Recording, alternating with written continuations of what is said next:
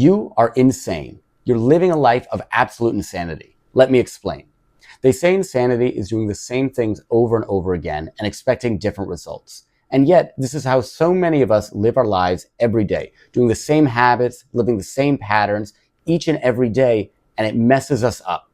But why do we do this? And more importantly, how do we stop doing this? My name is Travis, and I'm a therapist who's passionate about self-development. And today, we're going into the harsh truth of if you want to change your life, you have to do different things. There's no two ways about it. You can't keep living your life in a way that gives you the outcomes you don't want, and then you keep doing the same things and expecting a different result to come of it. Let me ask you, if you had a friend come up to you and he tells you he's chronically tired all the time, and he wants nothing more than to get a good night's sleep and feel well rested, but this friend also tells you that he refuses to get more than 4 hours of sleep a night. Every night when he goes into bed, he tucks himself in and he sets an alarm on his phone for exactly 4 hours from when he's going to fall asleep. What would you tell this friend? What would you say to this person? You'd probably tell them that they're insane for believing that they don't have to make any changes to their habits and that they can get a different outcome. And yet this pattern is all too common throughout different aspects of our life, in our job, in our relationships, in our habits. If you want to see change in your life and you want things to be different, you have to do different things. But why don't we want to do different things? If this is so obvious to us, shouldn't we be fighting tooth and nail, jumping at every opportunity to do things differently? That might make sense, but the truth is, change is very hard. Change requires us to fight against the previous version of ourselves. And this version of ourselves, this individual, has practiced habits and patterns for days, months, and sometimes even years to get to where they are now.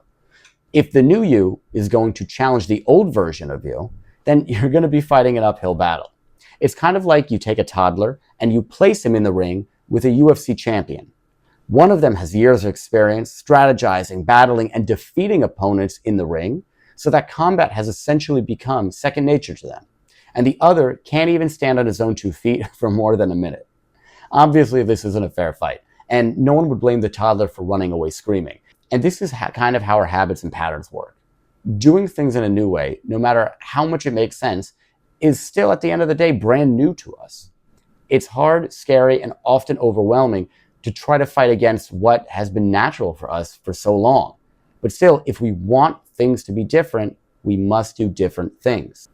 It's going to be hard, but learning to accept and embrace this discomfort is the key to making change.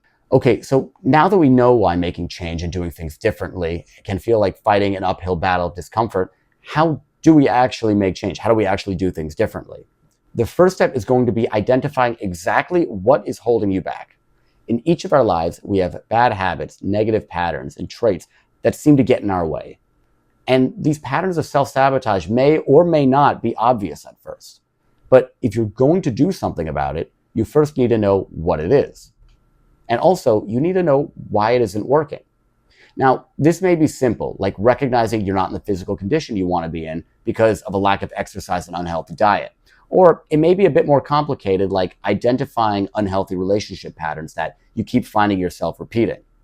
Either way, identifying what the heck is going on in your life is going to be your first step. Next, you're going to need to figure out what your new strategy is going to be, and you need to implement that into your life. Again, this can be simple or complicated depending on what the actual issue is. But the key point is identifying something that's different from what you're currently doing. And it doesn't need to be massive shifts all of a sudden. In fact, this is probably less likely to work in the long run. Slow, steady, and deliberate change is what is going to stick. If your goal is to get big muscles, and right now you're not going to the gym at all, start by going just once a week. Not 5 times, not 4 times, but just once a week is going to be that small, manageable change that you need in order to begin to move the needle a little bit and make real difference in your life. The last part of this process of change is to double down on what is already working in your life. Just because there are some patterns and habits that are not currently working for you, that doesn't mean everything in your life needs a complete overhaul. Take it one step at a time. In fact, like we said earlier, it's the small changes and small habits that are changed slowly, surely, and meticulously over time that actually leads to consistent growth and real differences in your life. Just because you're changing some things does not mean you need to change all things, and nor should you. Identifying and implementing new habits slowly but consistently is the way towards actual success.